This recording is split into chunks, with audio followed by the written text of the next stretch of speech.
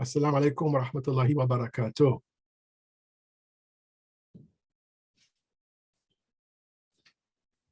Wa alaikum assalam.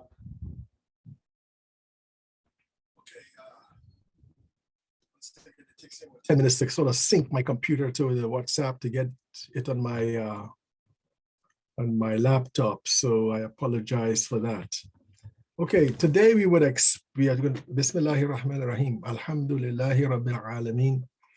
بارئ الخلائق أجمعين والصلاة والسلام على رسوله وحبيبه عبد القاسم المصطفى محمد اللهم صل على محمد وآل محمد وعلى أهل بيته الطيبين الطاهرين المعصومين ولعنة الأعداء أجمعين من الآن إلى يوم الدين. بسم الله الرحمن الرحيم. Okay, today we are discussing one of the ways of getting to know God, of knowing God, right? This is basically what theology is all about. It's about knowing God on a rational basis, okay? And also trying to justify our beliefs on a rational basis. And so we talked about the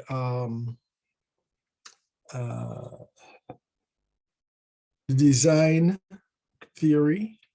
Okay, like when you look at call the simple way of knowing God by looking at the universe, the world around you, and when you investigate the world around you, you see that everything is ordered on a mathematical basis even.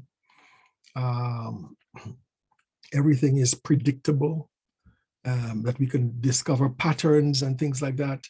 And all of these things indicate that there is a superior intelligence.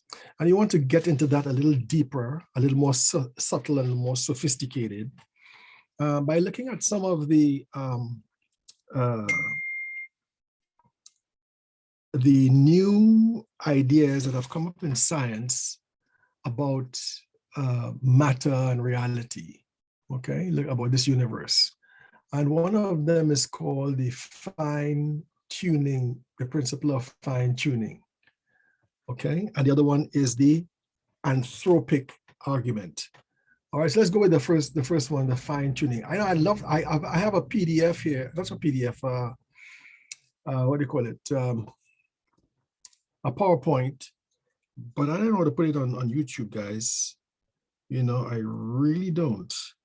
Let me see something. Yeah, I think I might have to do that at another time where I could experiment and stuff like that. Okay, so let's talk about the fine tuning. The term fine tuning is used to characterize sensitive dependencies of facts or properties on about reality, okay? And also the values of certain parameters. What do you mean by this? The sensitive dependency upon a fact or a property or on the values of certain parameters, okay? That does what? These parameters, these values, these properties are essential for the appearance of life, okay? We'll unpack that a little more. Yeah, I mean, that's on a sort of a gross level. Let's look at the Earth, how it's orbiting the sun, all right? If the Earth didn't turn around its own axis, one hemisphere of the Earth will become very, very hot and very, very dry, whilst the other one should not be, but of course, with one side becoming like that, the other side would definitely have some kind of negative effect. If the Earth was a little further away from the sun, not that much, you could have, tremendous consequences for climate, for the presence of life and so on. Right now, for example, we see the oceans, the temperatures are going up by fractions of the Celsius, but that's enough for it to threaten coral life. That's enough for it to threaten, for example, how fish spawn and what whales eat and things like that, right? So we see the earth itself as something quite fine-tuned. And when you hear the word fine-tuned, we all get the idea of something done very precisely. When you're tuning into something finely, it means that you're being very, very accurate, or very, very particular about the channel you want to get, the station, or whatever you're tuning your radio or your instrument to do. Okay. So what the fine-tuning theory is that basically life is dependent upon certain facts or properties. All right, I guess you all have the idea what properties are. Properties are the qualities of an existing thing. Okay, and also properties used in a scientific sense, like in chemistry and physics and so on, and says, what about the constitution of that thing that makes it react in a certain way, all right, or makes it to behave in a certain way, okay? Or the values of certain parameters, okay? I think I'm going to get ahead of myself. The values of certain parameters. Well, what's a parameter? A parameter is a range of properties that are specific to a particular thing, a range of properties that are specific to a particular thing. So let's say, in a rough sense, the parameters of the human body, is that, for example, there are limitations in how much heat it can stand or how much cold it can stand. That's the parameters, or its reactions, the reactions in the body and so forth. They occur within particular parameters, right? When some of our parameters are violated, let's say, for example, we get an infection, a foreign body entering our bodies and multiplying or something, this exceeds the parameters of the body. This goes outside of the parameters of the body. Okay, so what does the body do? The body, for example, would fight it by, let's say, increasing its body temperature. And you say, okay, this person is sick and they have a temperature. Okay, so these are as parameters. A very interesting, important parameter is, for example, the speed of light. Okay, the speed of light is a constant in the universe. Nothing can go, faster than the speed of light. Okay, or let's say the weight of certain atoms, the weight of a carbon atom, the weight of an oxygen atom. These are all parameters. Now, technological devices are really good examples of fine-tuning. When you're talking about, for example, a laser device or anything of that sort, weighing things, a magnifying glass, an accelerator, all of these things are technological devices, and all of them are fine-tuned for what kind of specific and very sensitive operation they are supposed to do. Okay, so there have been a lot of philosophical debates in which fine-tuning appears, and they are often about the universe's fine-tuning for life. According to many physicists, the fact that the universe is able to support life depends very delicately on various of its fundamental characteristics of the universe, notably in the form of the laws of nature, on the values of some constants of nature, and on aspects of the universe's conditions in its very early ages. So these are all some of the the elements that go towards this theory of the fine-tuning of the universe.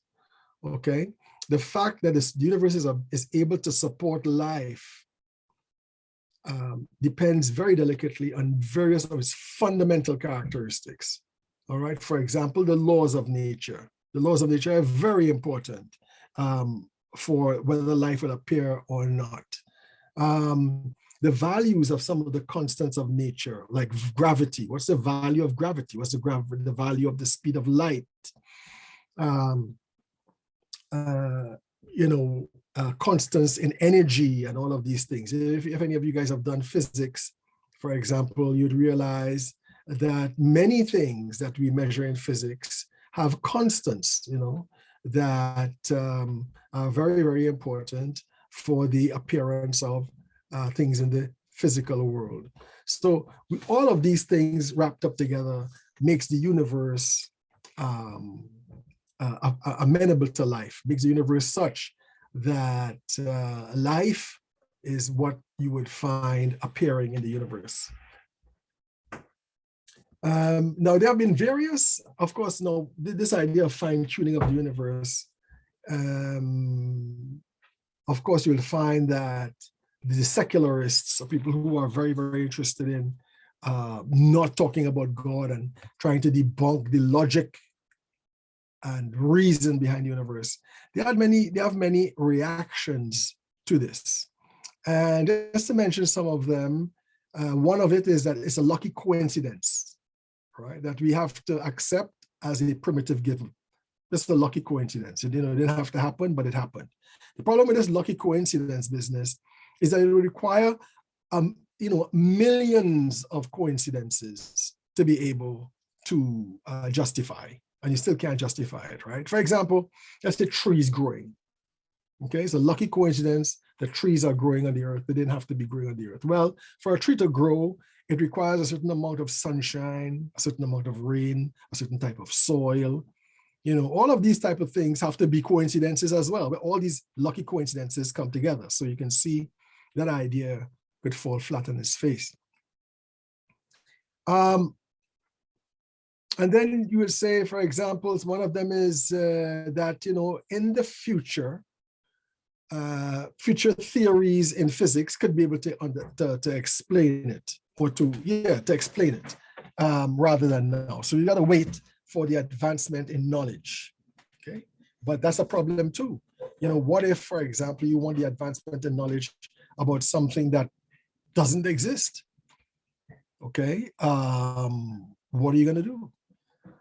So this is another problem, right? And the other one is that the universe is created by a divine designer, right? The argument by design, a divine designer who established these life-friendly conditions.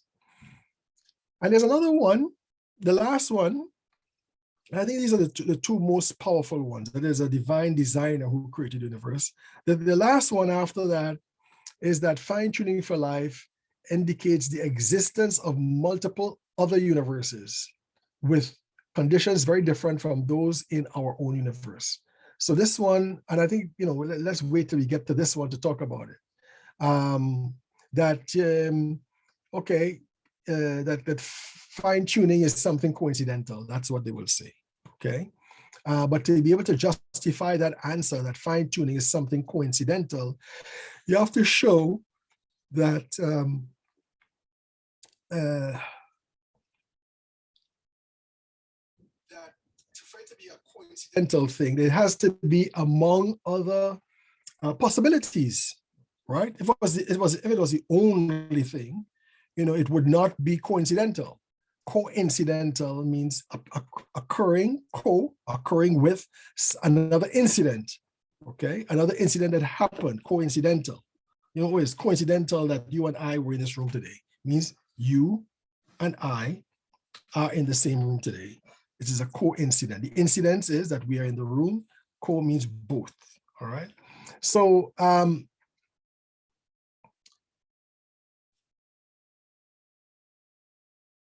so for them to establish a coincidence for this present world, this physical world, to have fine tuning, you have to posit or you have to suppose the existence of other universes or a multiverse.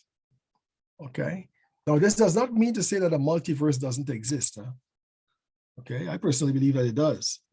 But a multiverse, in terms of assuming that you have other universes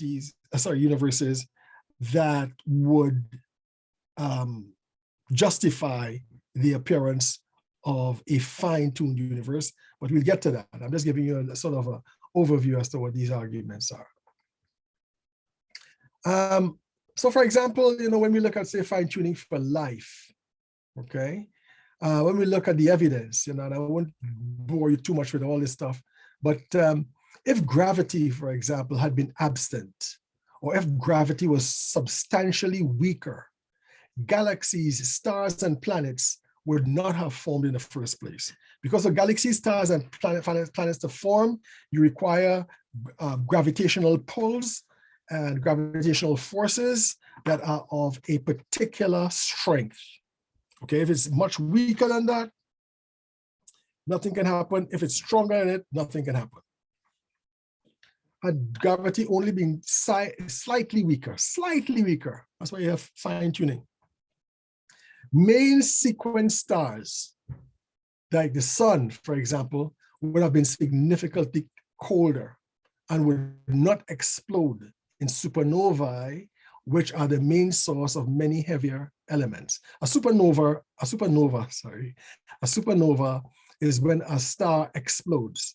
And out of this explosion of a star, you get the heavier elements like lead, for example. Lead is a heavy element, not heavy in terms of weight, but heavy in terms of density of atomic, presence or atomic construction. Okay, and many of these heavier elements are very important for the appearance of life. So you wouldn't have exploding stars. You wouldn't even have a star like our sun. It would be much colder, and so therefore life on Earth would be less possible.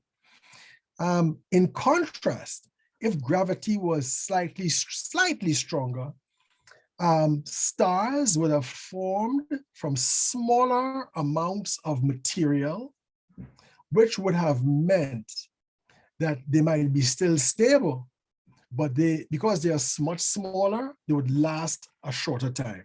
Again, when you're talking about the evolution of life, it would not be possible. Also, the nuclear forces, in the nucleus of an atom, which is responsible for binding together the fundamental particles of matter to form large particles and so on. If that had been stronger by, like, say, 50%, almost all the hydrogen would have burnt out in every universe, in the very early universe. And if that hydrogen did not exist, you would not have an important building block for organic matter.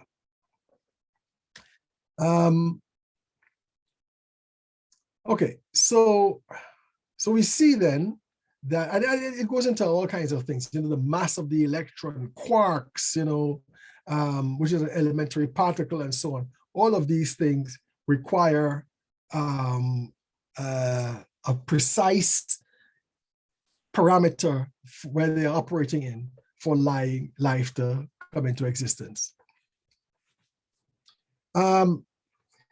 Now, it has been claimed that the laws of physics are fine-tuned for life, not only with respect to the constants that appear in them, but also with respect to their form itself.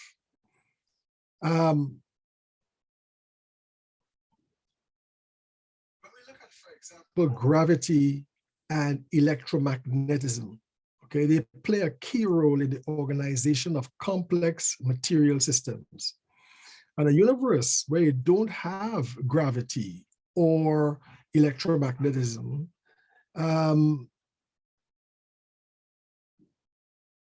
most likely not give rise to life, at least not in any form that resembles the life we know. Okay, so I think that the picture is pretty clear about this issue. Now, some of the criticisms, the common worry about such considerations is they are ill-founded because of the lack of a widely accepted definition of life. So you have a widely, wide variation among the scientists as to what life means. What is life? Okay, and because you have these different opinions, then you can't argue about whether things are fine-tuned or not, because we don't know what is life. All right. Well, from an Islamic point of view, life is basically the animating force, the non-material animating force of matter. The non-material animating force of matter, force of matter, okay? Which it infuses that particular aspect of matter. And once that life infuses that matter gets what we call as a nafs, okay? A nafs, or a soul, if you want to call it that, okay? And this is what we know for life. Now, the most basic form of life in matter is what we call the vegetal life, or the vegetal soul. That is that life that animates trees and plants and mosses and lichens and flowers and all these types of things, right? That's the vegetal soul.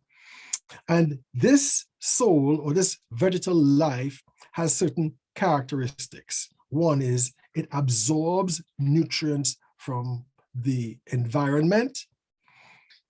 It utilizes these nutrients in order to build and continue its complexity. And when it utilizes these nutrients, they grow. All right. Then after the utilization of these nutrients, they expel. Okay, and human beings will be like defecating or urinating, and so in other animals as well.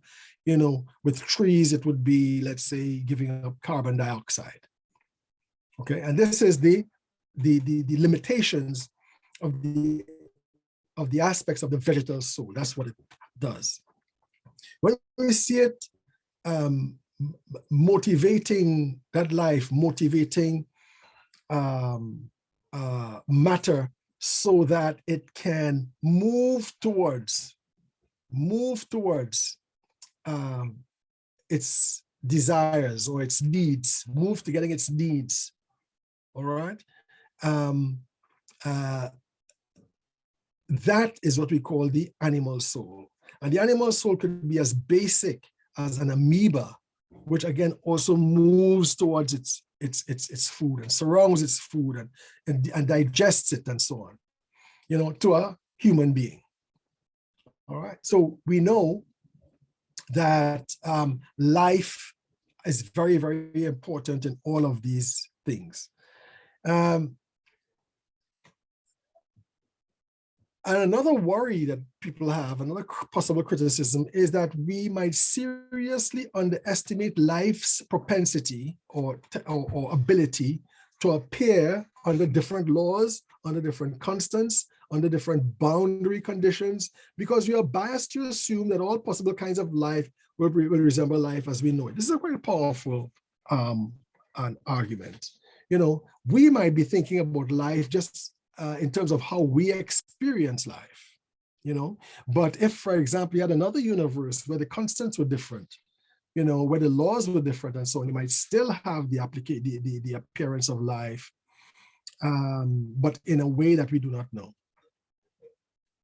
This is another possibility, okay? But I think, in the Holy Quran, Allah says He created everything from water, okay? And He talks about the beasts in the heavens and the beasts on the earth, okay? Dabba, okay? And a beast is basically a creature that moves under its own will.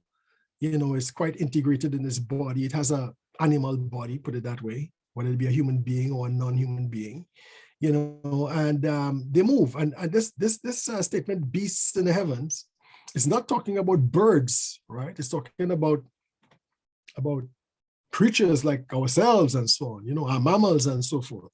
And some people, like for example, Sheikh Bahmanpur, has used this to allude that the Holy Quran is talking about alien life, about alien intelligences, or alien animals on other planets.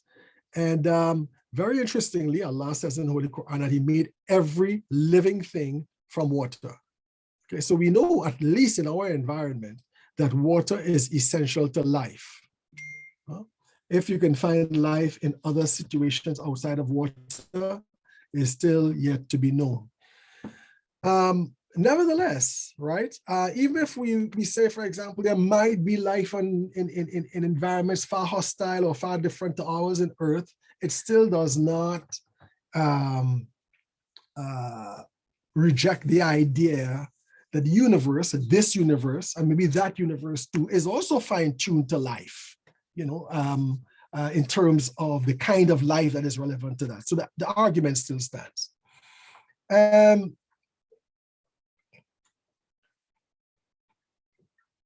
Now, a joint response to both of these worries, you know, that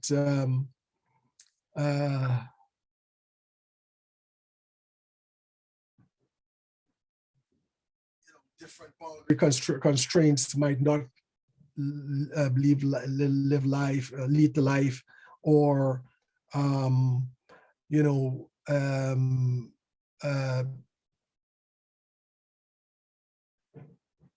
some considerations that are ill-founded due to lack of a widely accepted definition of life. What is life? We don't know exactly. We haven't probably, you know, properly defined life, and so on. A joint response to both of these claims is that according to the fine-tuning considerations, universes with different laws, constants, and boundary conditions would typically give rise to much less structure and complexity, which would make them seem life hostile, irrespectively of how we define life. So basically, if you didn't have these parameters, they would lead to the appearance of things that are not as complex as the life in this world, okay? And they wouldn't have the same structures. And so it makes it look kind of life hostile instead of life friendly. When we look at biology, we see fine-tuning in a very, very dramatic sense.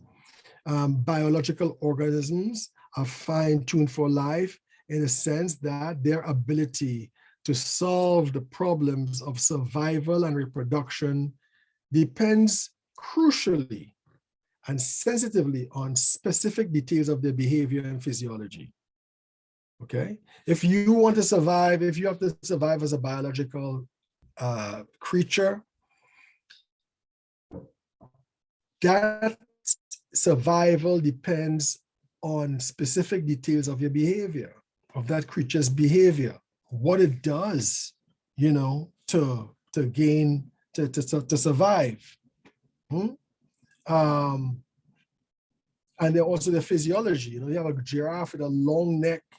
You know, why does it have that long neck? Well, to reach plants or leaves that other shorter creatures can't reach. You know, this is for its survival. You know, and we see these behavioral patterns in many creatures, and we also see them adjusting when their environment is changing around them. And so therefore, many animals rely upon their visual apparatus to spot prey, for example, and predators or potential mates. You know, so you need to see to be able to see, you know, when that fancy peacock throws up its feathers to attract a mate, for example. That mate is important for that mate to be able to have eyes to see, you know. And this proper functioning of their visual apparatus, for example, in turn depends sensitively on physiological details of their eyes and brain. So it's all wrapped up, and all of it is very, very sensitive, okay? Very, very, very fragile, if one can put it that way.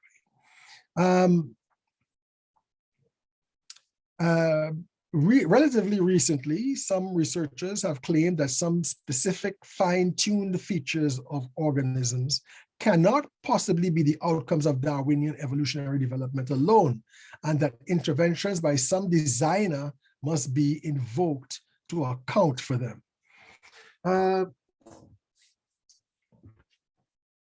Yeah. I'm just trying to think of an example. You know, I think the organization of the human brain is a good example of that.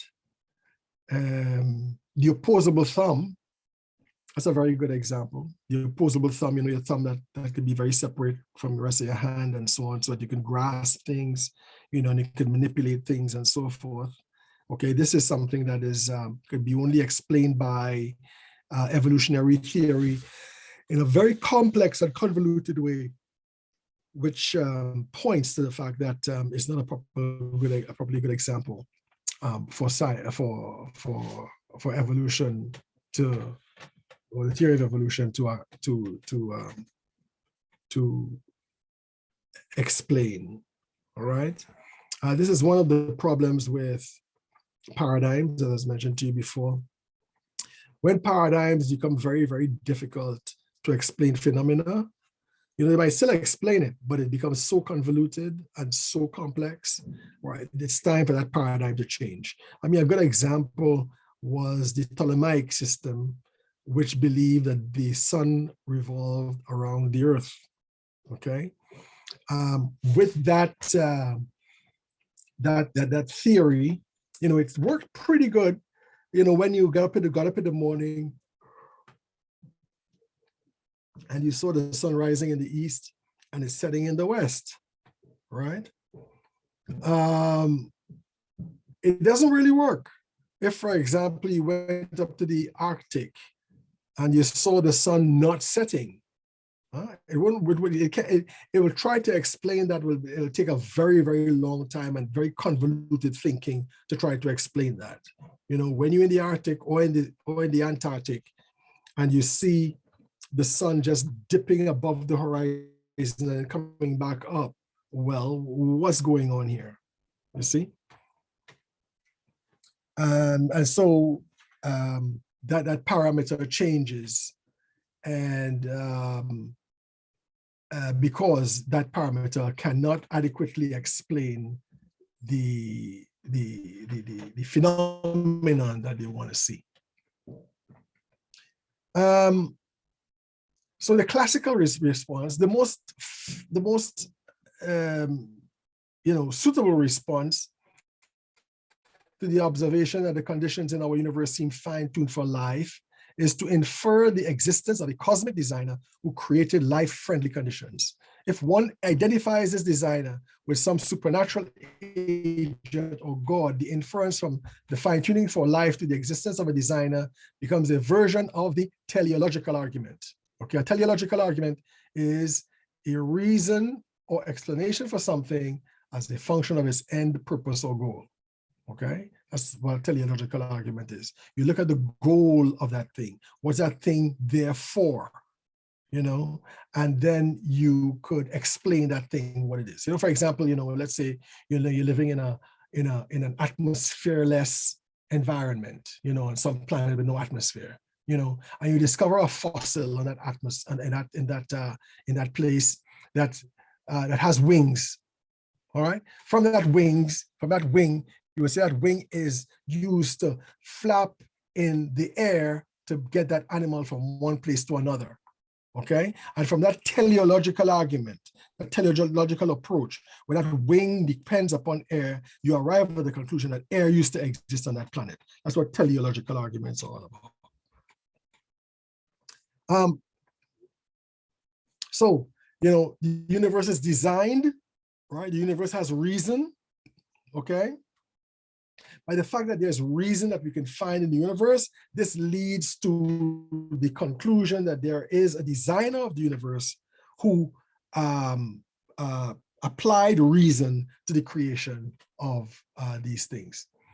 And this is probably the strongest argument for the teleological argument or the existence of a designer, that we know right now. Okay, so this is one, the fine tuning of the universe for life, as physicists and chemists and so on have mentioned. Now I want to mention the other one, the other principle. What was the fine tuning principle? This one is called the anthropic principle. The anthropic principle. As we see, the word anthro goes back to the Greek word for human being. All right, the anthropic principle is the philosophical premise that any data we collect about the universe is filtered by the fact that for it to be observable at all, the universe must have been compatible with the emergence of conscious and sapient life, sapient meaning wise, intelligent life, that observes it. Okay. Now I think it'd be conscious and not intelligent. Like a lot of animals are conscious but not intelligent. Okay, you require a conscious and an intelligent life. The very fact that we can observe the universe, the very fact that we could get data from the universe, okay, about it, that very fact is dependent upon the universe to have qualities in it that would make that universe observable. Okay? For example, there's something in this room, let's say right now, that is transparent to light, that blends in with its surroundings, etc., etc. All right? I could never know if that thing is in this room. Huh? I could only know if it is in this room if there's a contrast between it and its surroundings, for example. This is going to be part of that thing, a contrast between that thing and its surroundings. I could only see that thing if, for example, I can slow light down or speed it up or something so that light must bounce off of that thing. In the beginning, it could not. Now it bounces off of that thing for me to be able to see it. Okay, or I might not be able to see it with my regular eyes, but I could look at it through, for example, X-ray lens, or look through gamma rays, or infrared rays and things like that, and then I would be able to see it.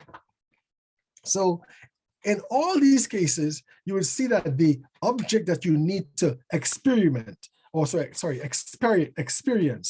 it is to see it, to taste it, to smell it, to touch it, or whatever, just even to know that it's there, all right? That object must have in it certain observable characteristics that we should be able to see. Okay, and so in other words, then, scientific observation of the universe would not have even been possible if the laws of the universe had been incompatible with the development of sentient life. If the laws of the universe were incompatible with sentient life, life that could think, life that could sense, feel, and then, make judgments about and so forth, then the universe has to be compatible with this, because if it was not, it would not have been observable. Okay. Now, proponents of the anthropic principle argue that it explains why this universe has the age and the fundamental physical constants necessary to accommodate conscious life. Since if either had been different, if the age of the universe had been different, if the fundamental physical constants, like, for example, the speed of light had been different, we would not be around to make observations in the first place. And if we were not around to make observations in the first place, then neither we nor the universe would have been existing. And I say that because the universe exists because we know it exists. If the universe did not exist on a subjective level, not on an objective level, on a subjective level, the universe didn't exist. The universe didn't exist. Like, for example, there's a wall in front of me right here. I have no idea what's going on behind that wall. On an experiential level, nothing exists. Nothing is existing beyond that wall, except the thing I know. My neighbor probably isn't be behind that wall, but I don't know if he's home or anything like that. Okay, so To be able to observe, the universe must have an observable quality about it. And for it to have that observable quality, it must have an observable quality that would be accessible to people who, to beings that are conscious, that they can see, for example, or taste or smell or touch or whatever, that universe. And also that they must be sapient life. They must have wisdom to be able to look at it and say, oh yes, I see this, yeah, or I know what this is all about after I, interact with it and so on.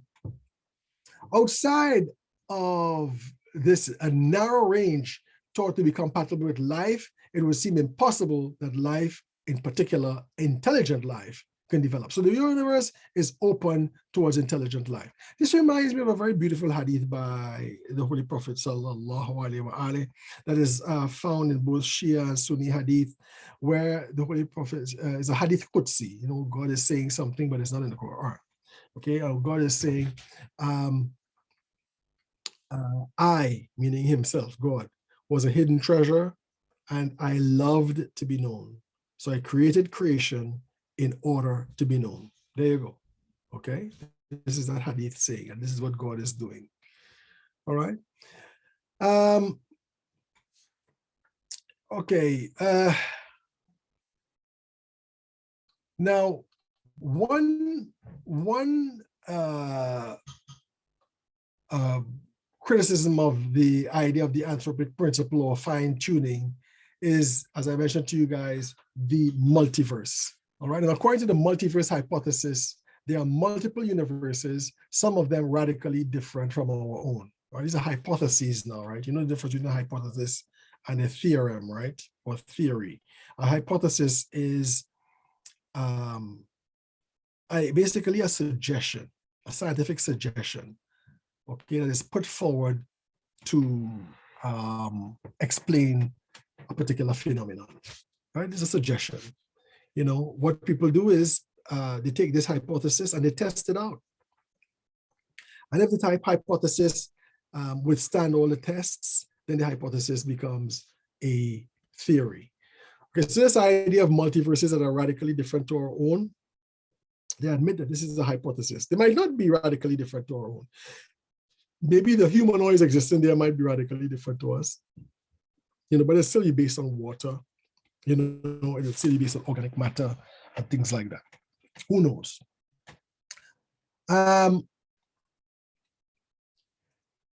the idea is this, that they would say that why they don't believe in an intelligent designer. Okay, the idea that this multiverse idea underlies is that if there is a significantly diverse multiverse in which conditions differ between the universes, it's only to be expected that there's at least one where they are right for life. You see where they're trying to bring chance in again? So you imagine 4 billion universes, okay?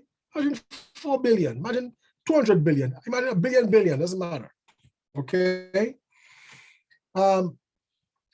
And they're all occurring by chance. They have all chance activities taking place, all right?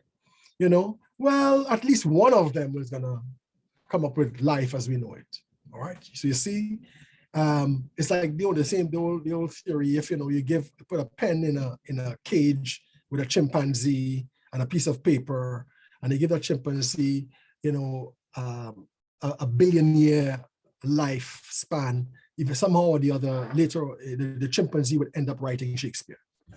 Okay, it's this idea. You walk. If you walk in the desert, and you see a big building there in the desert with nobody in it, you say the sand made the desert.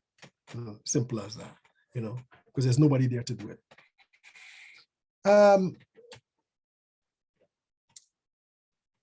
So this is where this idea of the multiverse comes in, which was used basically to tell us that it could be a possibility that a multiverse exists. Okay. Anyway, at the end, all of this suggests that the laws and constants might be environmental. That is, that they might differ in different regions of space and time.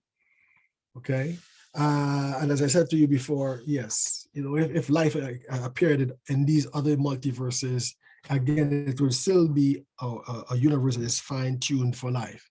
A collection of multiple universes with different constants and laws is commonly referred to as a multiverse. Okay, so remember the verse Allah says, "Kuntu kanzan makhfiya fahbabtu an a'raf fakhalaqta khalqa likai a'raf." Right, I was a hidden treasure and I desired to be known, so I created creation that I be known. Okay, so we stopped there for a few minutes of questions. If any other questions or anything you would like me to clarify, I am at your service. Assalamu alaikum, Shaykh. With regards to the human, yes, and life, when does life begin in terms of the fetus, the zygote, the fetus, baby, and so forth? When is it considered that life begins? This question can be answered in a couple of different ways, right? One is that it's already living. It's already living. It was never dead. When that sperm met that egg and it multiplied, it was a living creature. All right. It's a potential human, but it's not a human yet. After the developments in the womb, after a certain amount of it is passed, then there's a second appearance of life, or evidence that life is there. And we call it ensoulment, when that fetus gets a soul, right? A human soul, right? Or an animal soul, we call it that, an animal soul. And that is represented by movement in the womb. You see, before you had this movement, the fetus was basically a vegetal soul, right? It's behaving like a plant. It's growing from the womb of the mother. It's taking in nutrients and it's expelling, waste matter, and it is growing. These are all the main features of a vegetal soul. Okay, and then somewhere along the line, the mother starts feeling movement in the womb. Okay, this is when there is ensoulment, and this is where we can say that most of the ulama say that the baby is now a human being. And if there was, abortions now at that point become, haram for them, but there are some exceptional circumstances. Could you say when ensoulment takes place, and also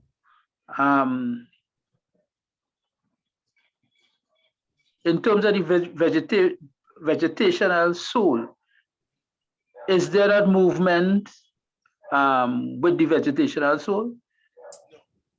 First of all, the ensoulment is supposed to take place somewhere around the 40th day after conception. Okay, so after 40 days, you have this idea of ensoulment taking place.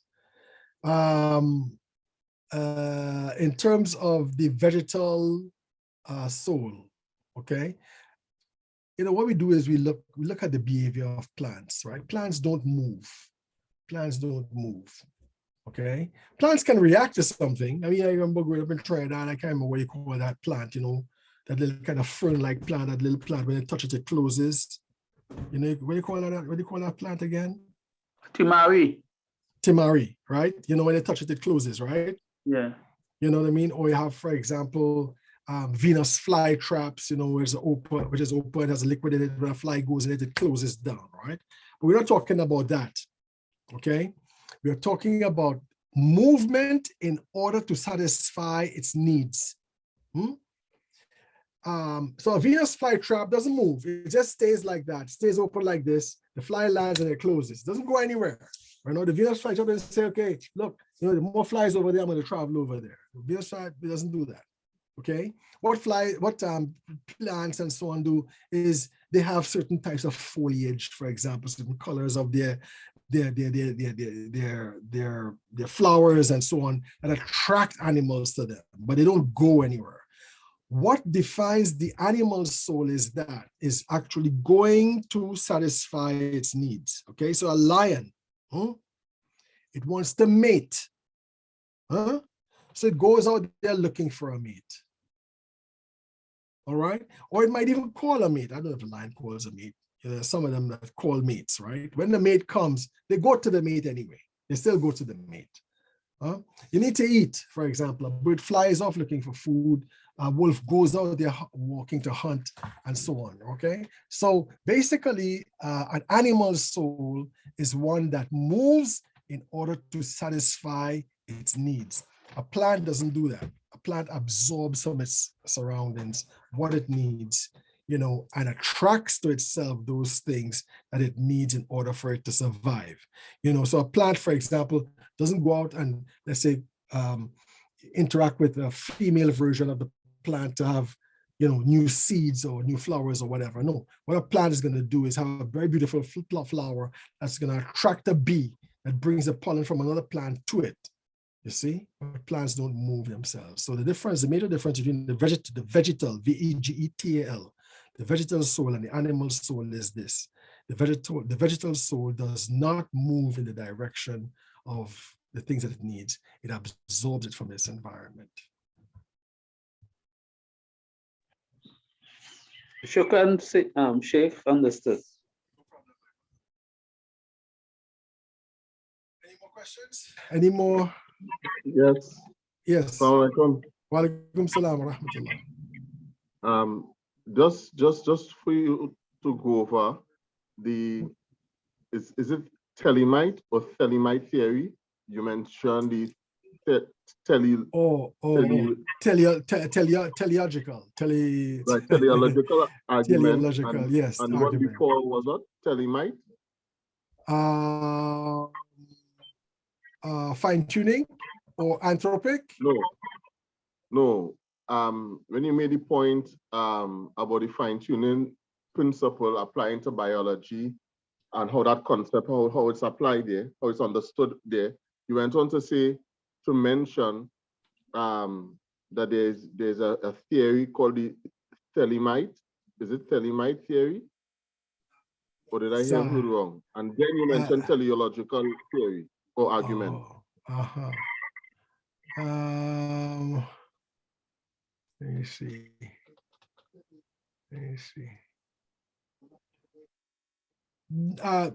Well, no, teleological. I mentioned teleological, right? And teleological means, right.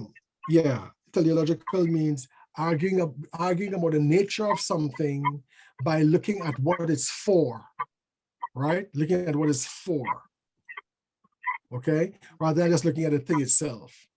Okay, for example, I'm living in a world where there are no keys right now, right? For example, you have passwords. We don't have any keys, right? Living, let's say, 2 centuries from now, 4 centuries from now, or whatever. All right. And I find a key, buried in rock that goes back to this time. So I want to find out what this is, right? What's this thing that looks like a key in front of me?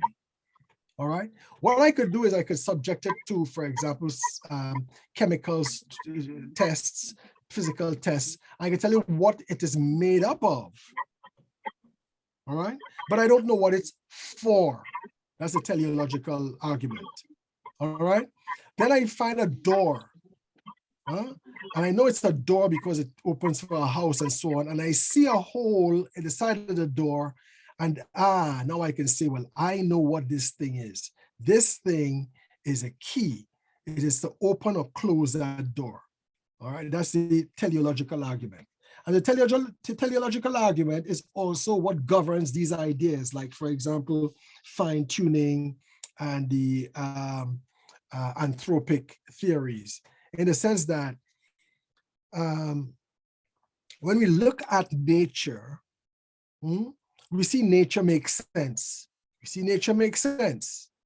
All right. And we say, for example, it makes sense because something that had sense made it. That's teleological. You know, something made it with sense because it had sense in that thing that made it, and it put the sense in there.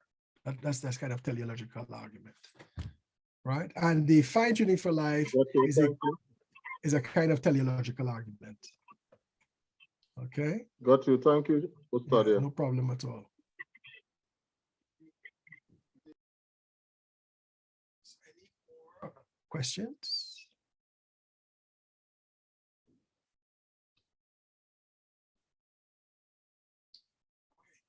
Inshallah, I just finished this PowerPoint. I want to put together some more from since the beginnings of our discussion, as respect to, for example, what is theology, you know, and things like that, and then maybe make them available to you through Sheikh Jaffa. Okay. All right, guys. It was a pleasure talking with you all, and inshallah, I look forward to talking with you guys again. Those who are coming on the Friday program, I look forward to seeing you there. Those who are not, I look forward to seeing you again next week, Monday, inshallah. Assalamu alaikum wa rahmatullahi wa barakatuh. Wa alaikum assalam wa rahmatullahi wa barakatuh, Sheikh. وعليكم السلام ورحمة الله وبركاته. Wa alaikum assalam.